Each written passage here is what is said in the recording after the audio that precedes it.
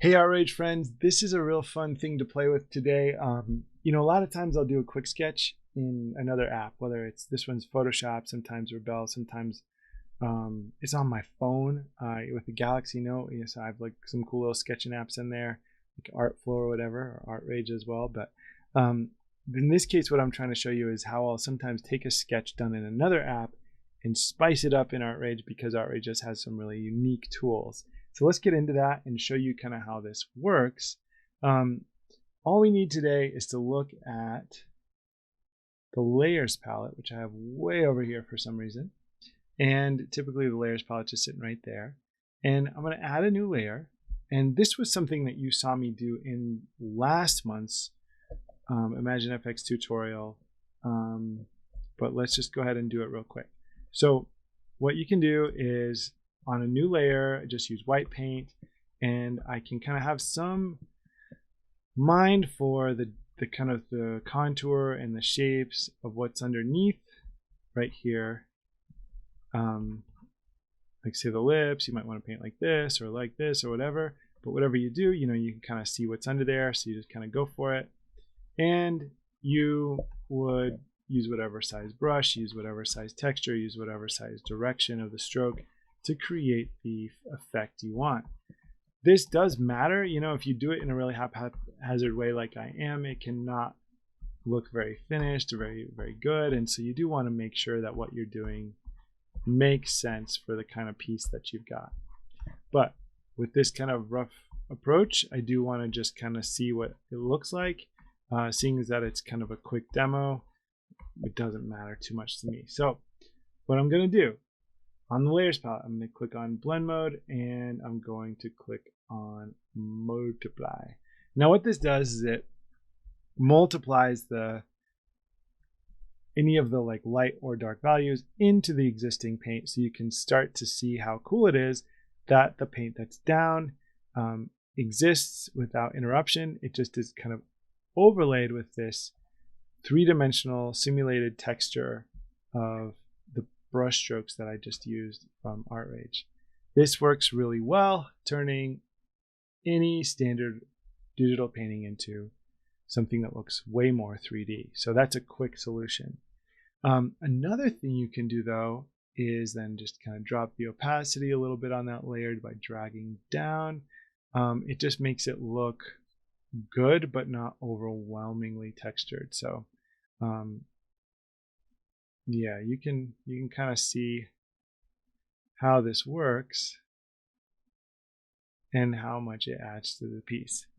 Now though, I want to show you one more thing. I'm going to right click on the layer with the portrait, duplicate the layer. Now I have two of the exact same layers, and I'm going to use the palette knife. So the palette knife is one of my favorite blending tools in all of digital art. I want to set the loading down to 0, and then just the pressure can be kind of wherever. And you see this weird texture that I got from the Photoshop brush I was using. Well, maybe I don't want to repaint that. Maybe I want to leave it. And I can. All I have to do is use the tool here, the palette knife, to just smudge out any of that unnecessary texture. Looks great.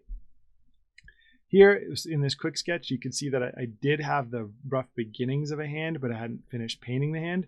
So I might want to use this tool to kind of smudge out what ultimately will become the hand, and I can kind of like figure the hand design out later, but that just gives me a little bit more of a clear sense of what's happening.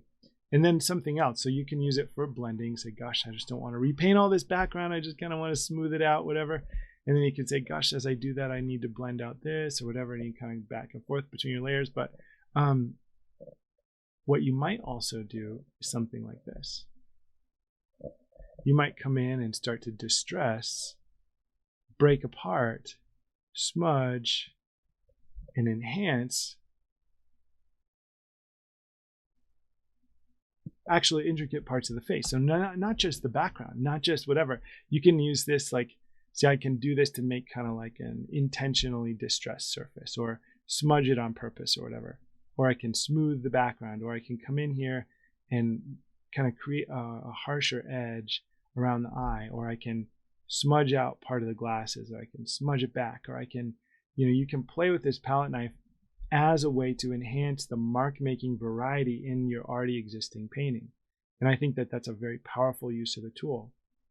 Like you can see down in these shadows, it might be helpful to use a palette knife to create a softer edge transition between the darkest and then that lighter dark tone that are in the shadows. And that you know, you might say, gosh, that's just a quick way to do that instead of having to do all of this like optical blending that you get from Photoshop. So this is actual color merging, transitioning, becoming new color.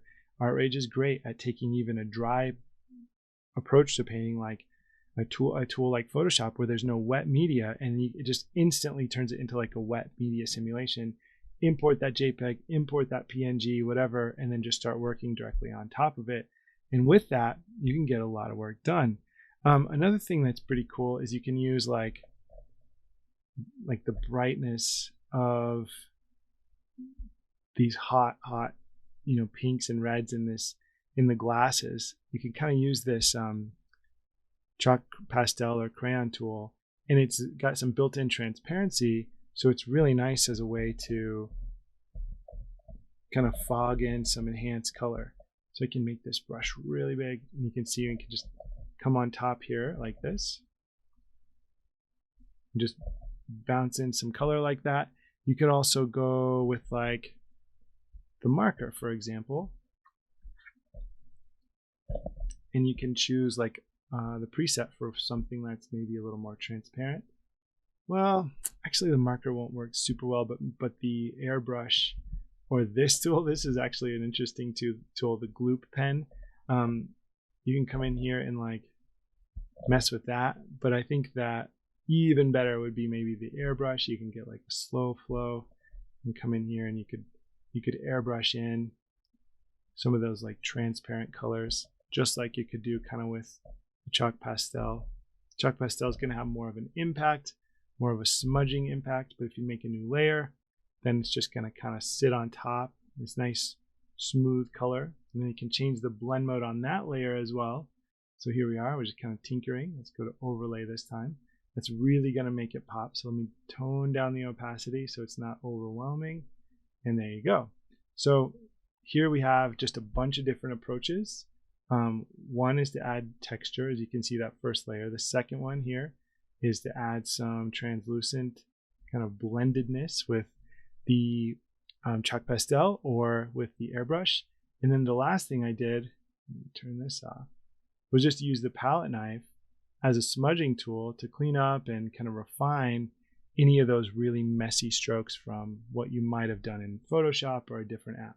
So that's one way to use Artrage as sort of like a post-processing tool to, you know, in the same way you might use, you know, Lightroom or whatever. In this, you can do a lot of editing of the strokes, though. It's really good at editing the impact and accentuation that's happening with the brush strokes.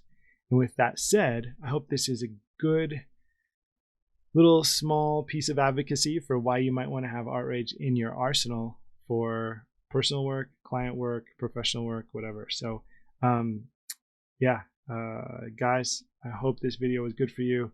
Happy painting. Take care.